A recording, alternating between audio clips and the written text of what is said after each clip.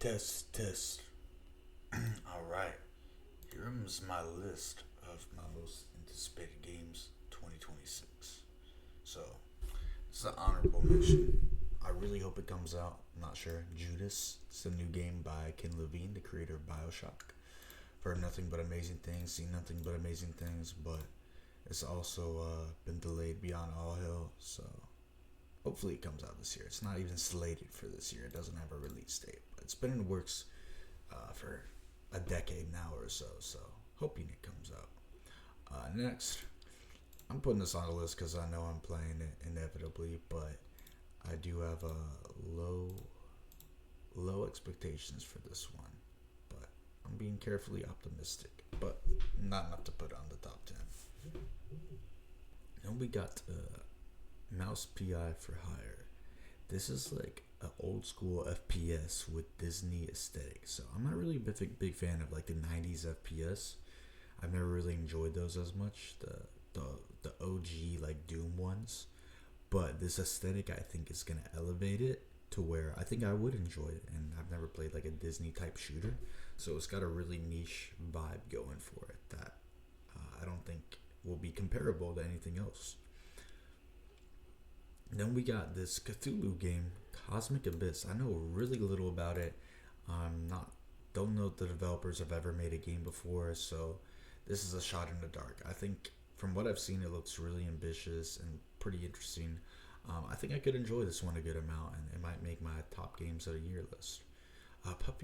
Pinata Puppy World. This game's title is dumb as fuck, but it definitely looks like a nostalgic, heavy liminal space game, which is like my kind of my special little niche for video games that no one really is into except me. And I think this is going to be one of the best ones of it. From what I've seen, the quality looks really high and it seems pretty original.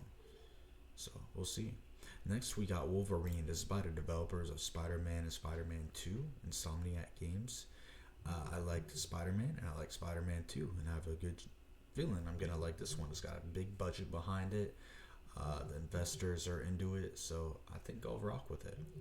Next, we got Subliminal. This is like the Pinata Puppy World, but I played the demo and I can speak and say proudly it's a very impressive game, visually and even gameplay wise. I think the little puzzles that I played and the branching paths were really unique for this field. It was kind of like almost like a Stanley Parable, but for liminal space horror. So I think that could be the shining example of this really bizarre, unique little space of genre of horror games, the liminal space stuff. So we'll see. Next, we got 007 First Light. Now, I would normally have this higher up because it's a shooter, it's James Bond, it looks kind of like Uncharted, but I haven't played developers' previous games, so I'm not sure how it's gonna be. It looks a little mediocre, and with like games like Uncharted 4, it's got some fucking stiff competition. Even though that game is literally a decade old, it's gonna be hard for this one to top one. Like if this game is anywhere near as good, it still deserves a spot on my list, but there's a good chance it's not even gonna reach the lows of Uncharted 4. So we'll have to see. Hopefully it will. We will find out. Next we got Reanimal. This looks like a really eerie, atmospheric, well thought out Little Nightmares 3 type game made by the developers of Little Nightmares 1, Little Nightmares 2. I think they've got this one in the bag from the demo, from everything I've seen. I think they're going to crush it. I have full faith in this game being one of my favorites of this year, and that's why it's number 4. Resident Evil Requiem, just like the last, I trust the developers. I love Resident Evil 7. I love the Resident Evil 8. I think this one's going to crush it as well. I've been watching very little because I want to be as surprised as possible. I heard it's going to be like a mix of 4 and 7, where it's horror heavy for parts and then action heavy for parts, and I think that'll be a perfect fun balance that we rarely see in games. You know, most of the time they either pick that really grim, gritty survival horror, or they pick that more actiony, fun, casual type gameplay. But I haven't seen it well mixed in the game, so it should be interesting to see how that turns out.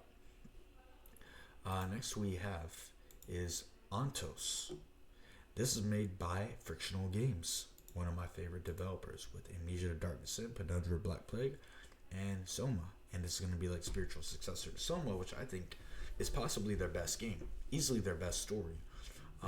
Really ambitious, really thought out, and this demo or this trailer that I saw looks phenomenal, and I am very excited to see how this turns out. And number one, it's GTA 6. Like Rockstar does not miss. They do not miss. There's so many people worried about this, but literally every game they've come out with has been bigger and more ambitious than the last. I think since their origination, or since their origin, sorry. Like every game is better. Like sure they might change the focus of detail from one to another, but like each one gets uh, undebatably more ambitious than the last and really pushes the envelope. With the biggest being Red Dead 2.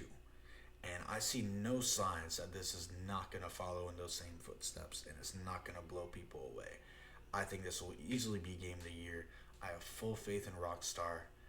I really do. I trust them at this point. Even though like the one of the main guys left, I still believe them. They've still got their team. They still got that passion. They still know what the fuck they're doing. And I think they're still the kings of games. And I don't think anyone's gonna overthrow them. But yeah, those are my top 10 games. We will see how many make the cut at the end of the year. Thank you.